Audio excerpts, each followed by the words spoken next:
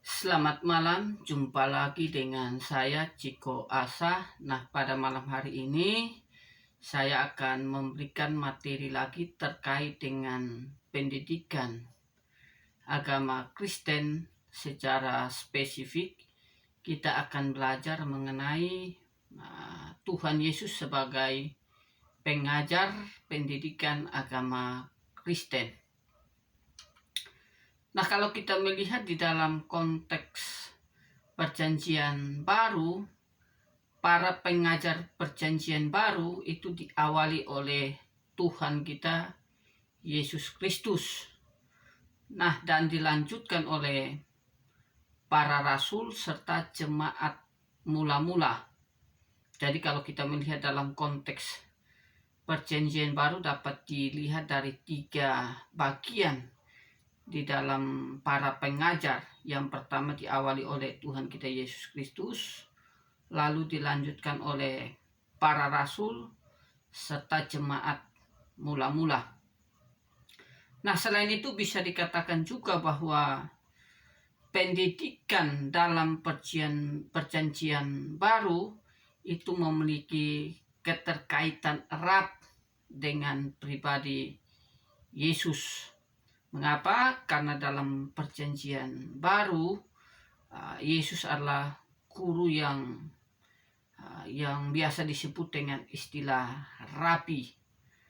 Yesus adalah seorang guru yang bahkan mereka mendefinisikan bahwa Yesus sebagai guru yang sempurna dan tidak ada bandingnya di dalam jabatan Yesus sebagai seorang guru.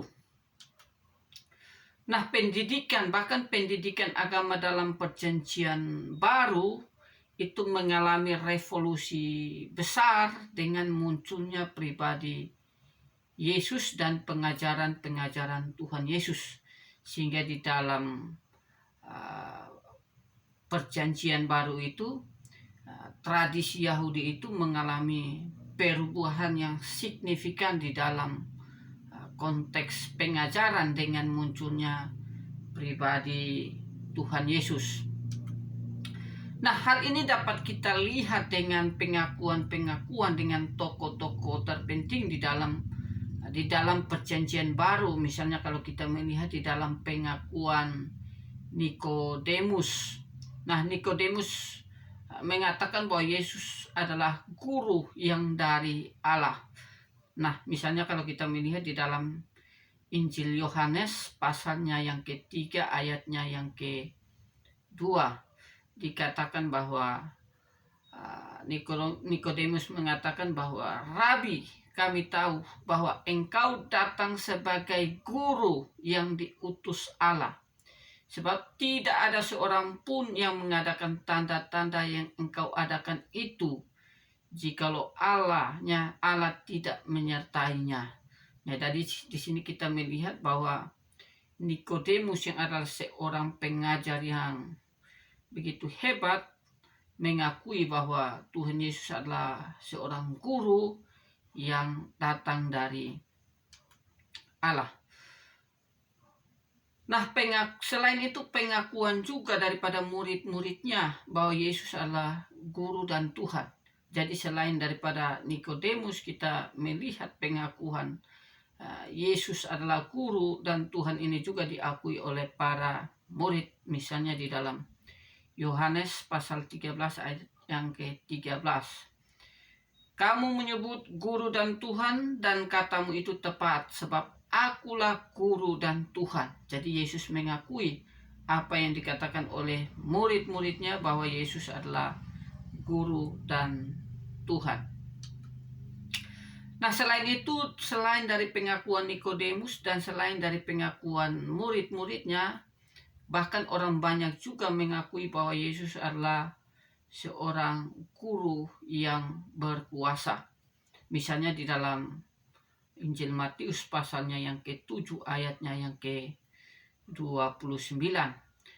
Dia mengajar mereka sebagai orang yang berkuasa dan tidak seperti ahli-ahli Taurat mereka. Nah, di dalam teks ini kita melihat pengakuan orang-orang yang mendengarkan pengajaran Yesus atau pengakuan orang-orang yang mendengarkan pengajaran Yesus di dalam Matius pasal 5 sampai dengan pasal 7. Nah, setelah mereka mendengarkan pengajaran-pengajaran Yesus, mereka memberi kesan atau mereka menyimpulkan atau mereka menyatakan bahwa Yesus mengajar berbeda dengan ahli-ahli Taurat, karena pola pengajaran Yesus membuat mereka terkesan sehingga mereka memberikan penilaian yang positif terhadap pengajaran-pengajaran Yesus.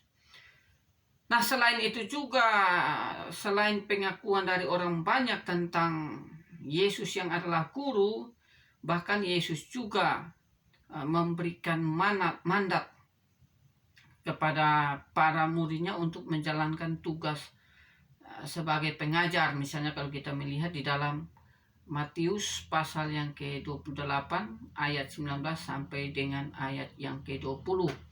Nah, ini biasa disebut dengan amanat agung bagi guru dalam konteks dunia pendidikan.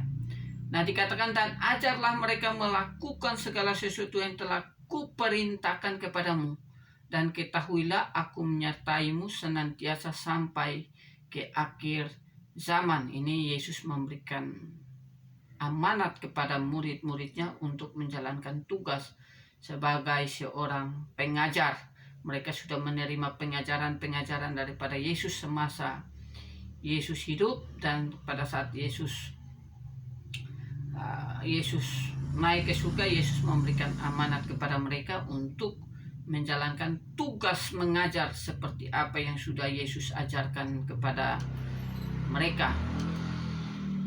Nah, kalau kita melihat di dalam sasaran pengajaran agama yang diajarkan Tuhan Yesus, sasarannya atau pusat pengajaran Tuhan Yesus tertuju kepada orang-orang berdosa.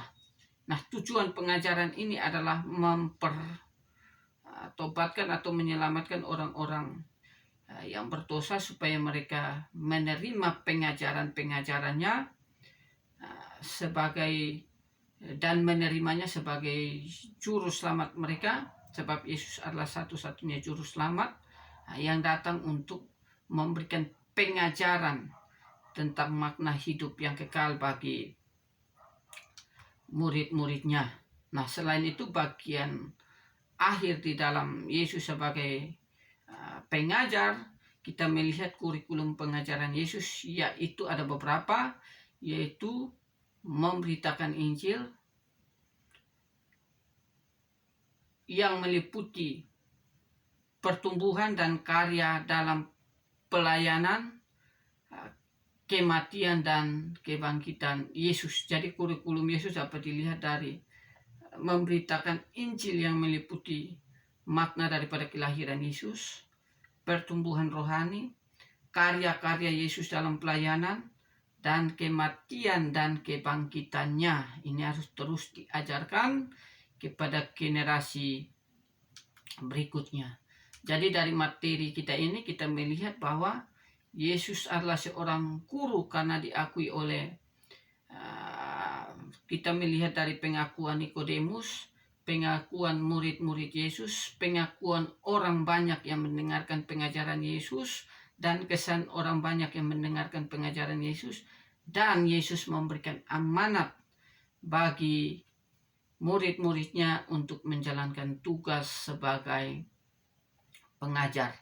Kiranya materi yang singkat ini dapat menambah wawasan kita terkait dengan tugas Yesus sebagai seorang guru dan memberikan amanat kepada murid-muridnya untuk menjalankan tugas sebagai seorang pengajar. Sekian.